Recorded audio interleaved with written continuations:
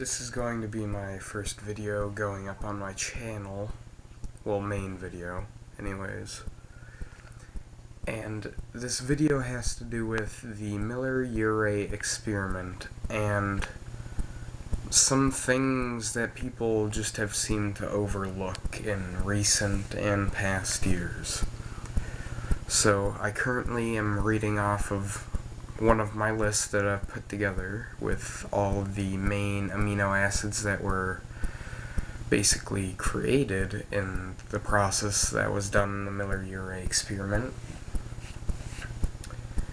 And we're going to start off with glycolic acid, which is a relatively simple amino acid and is one of the many that they found, but it is also in one of the highest quantities that they actually found.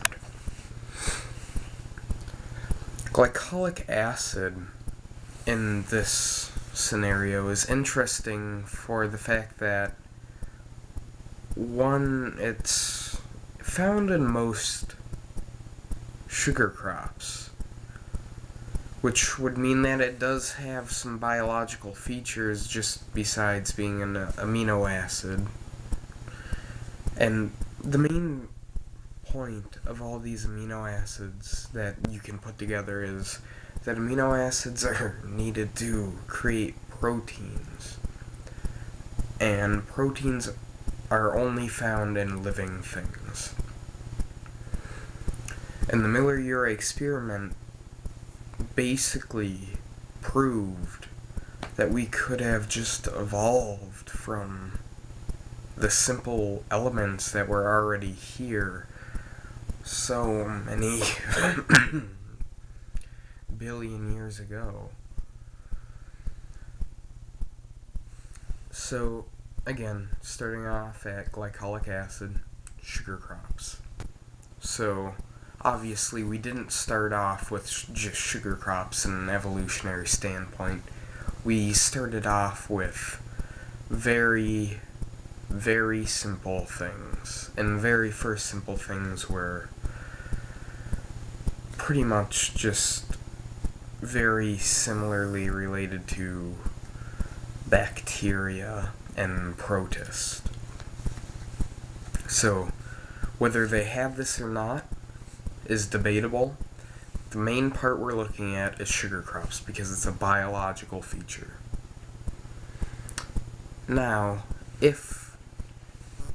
going on to the next one, we will be looking at glycine, which is also another amino acid, which is all they found in there, except for one, that is, which I will go over at the end of this video. So, glycine is the simplest amino acid that can possibly be made. And the reason this is interesting is because obviously we wouldn't have started out like we are now. Going way back to the very first organisms, they would have had very, very simple amino acids and everything, because they obviously were the first organisms. So that is one of the main points of this. Not to mention it is also a proteinogenic amino acid, which there are very few of. Well, very few types, that is. Now, there's another amino acid that we will be going over, which is called sarcosine.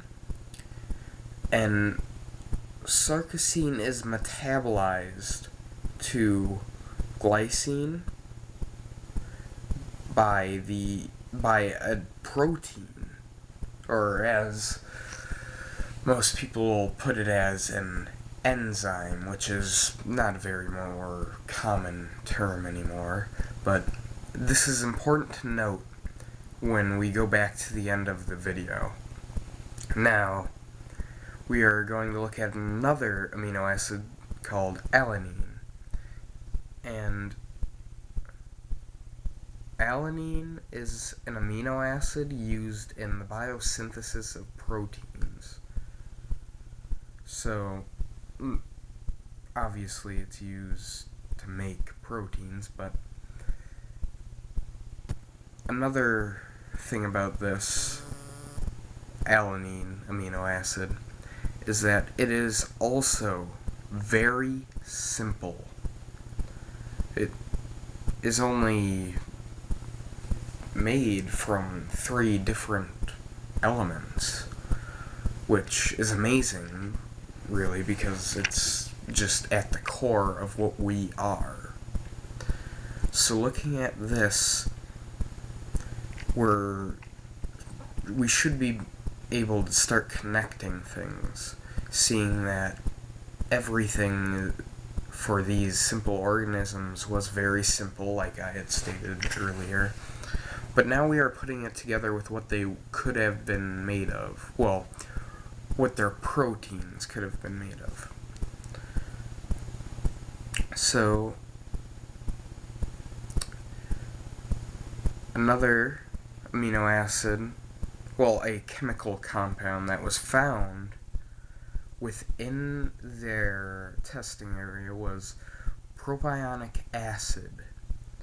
And it's a naturally occurring carboxylic acid. But this is pretty advanced. And what is more interesting in this is that this propionic acid is a main ingredient in what creates body odor. And obviously I'm not saying that, oh, we were first organisms or anything like that. I'm saying that this is important to see as it's a biological feature that we contain now, seeing as it's from as far back as we could generate this experiment from. So that is why I bring that up. Now, our final topic of this video is urea. Urea, as many people know, comes out of our urine, but urea is the breakdown of proteins. And in order for urea to be created, that means there has to be proteins at some point. And this goes back to the, I believe it's, can't remember, sarcosine. Is metabolized, like I said, by glycine, by an enzyme. And it's important to remember that enzyme is an out-of-date word that means protein. So, looking at proteins, they are only found in living things. So seeing as these proteins were created, well, they didn't find the evidence of the proteins directly. They found them indirectly. They found the leftover, which was the urea, which can only be created by the breakdown of proteins.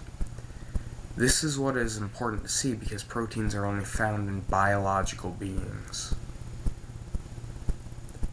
So if we're putting all of this together, we have plant amino acids that are found in mainly plants, biological amino acids of all types, and then we have sarcosine, which is metabolized to glycine, which can only be done by using a specific protein. So putting all of this together, we can see that there was most likely an attempt at creating an organism strictly from just a few chemicals that some chemists decided to use because they were what were most likely to be on the primitive Earth. Now, I only covered a very little amount of the chemicals that are actually, or the amino acids and chemicals that are found in this experiment. So it's important to realize that we very well could have had an organism created from this. Maybe not at that specific time, because it was still building, but if we had given it time, we could have had one. So I'm going to leave everyone on this note that we could have created an organism if we had given ourselves enough time.